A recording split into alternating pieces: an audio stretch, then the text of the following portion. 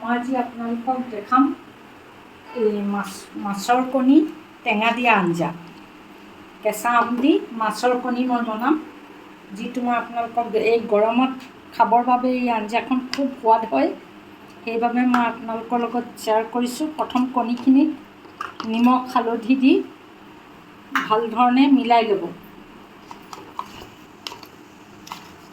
মাছৰ কণীখিনি ভালকৈ মিলাই লোৱাৰ পিছত এই গেছৰ ওপৰত গৰম হ'বলৈ দিয়া কেৰাহীখনত 2 চামুচ তেল দিব।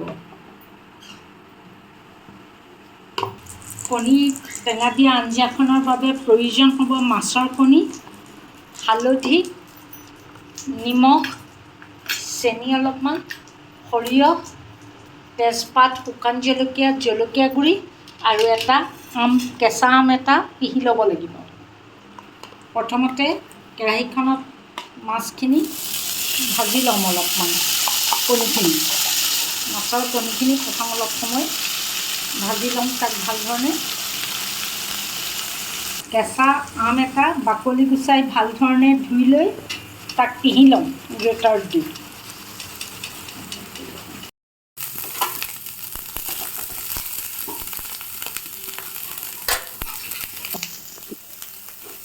কণীখিনি অকণমান সময় ভাজি লোৱাৰ পিছত মই এনেধৰণে তাক উলিয়াই লৈছোঁ।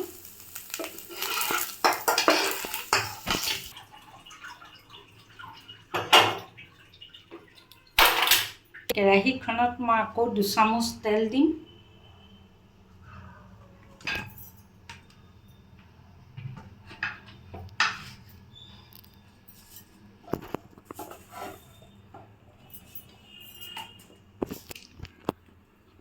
গৰম তেলত মই প্ৰথমতে 2 খিলা তেজপাত দিম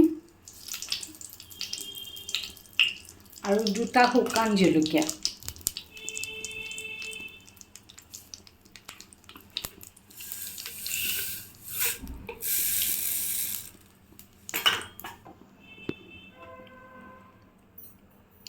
আৰু অকণমান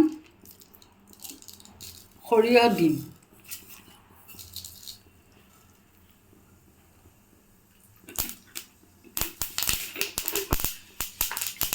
তাৰপিছত ইয়াতে পিহি থোৱা আমখিনি দি দিম।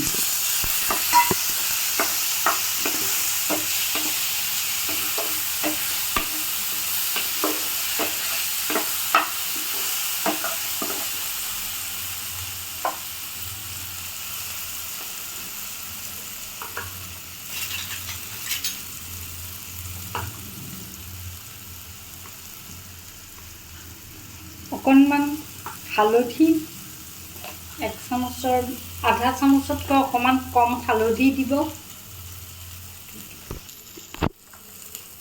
আধা চামুচমান জলকীয়া গুড়ি,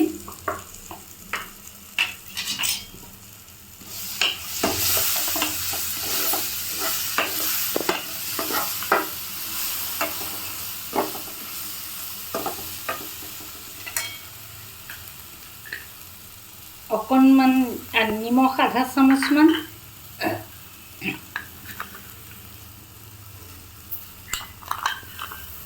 আৰু চেনি 1 চামুচতকৈ অকণমান বেছি দিব।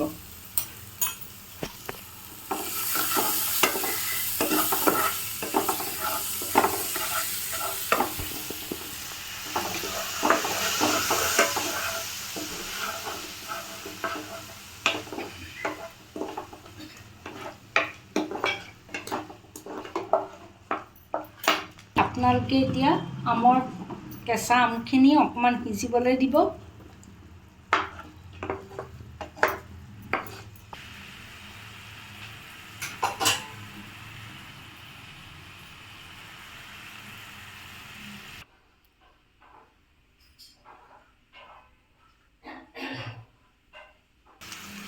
এতিয়া এই তেল ফুটি যোৱা নিচিনা হ'লেও আপোনালোকে মাছৰ কণীখিনি ইয়াতে দি দিব।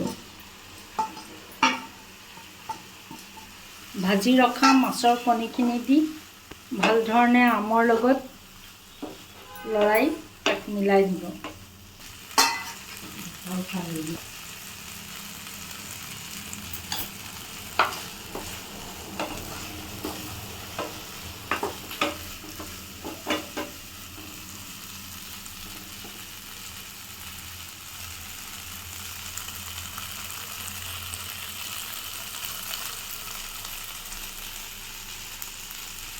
অকণমান পানী দিব, বহুত বেছি পানী নিদিলেও হ'ল।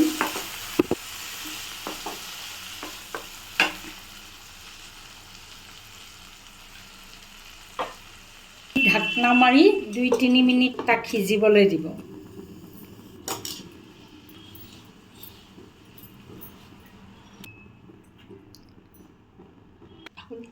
খুলি এয়া হ'ল আপোনালোকৰ কণীৰ, এইখিনিয়ে হৈছে আপোনালোকৰ মাছৰ কণীৰ টেঙা দিয়া আঞ্জা, যিখিনি আপোনালোকে গৰমত খাই খুবেই ভাল পাব। হৈছে মাছৰ এই আঞ্জাখন আপোনালোকে গৰমৰ দিনত খাই খুব ভাল পাব, কাৰণ ইয়াত টেঙাও আছে, মাছৰ কণীও আছে, খাবলৈ যথেষ্ট সোৱাদ লগা হয়। সেইকাৰণে মই আপোনালোকৰ লগত শ্বেয়াৰ কৰিছোঁ। আপোনালোকে খাই কেনেকুৱা পালে কিন্তু মোক জনাবলৈ নাপাহৰিব।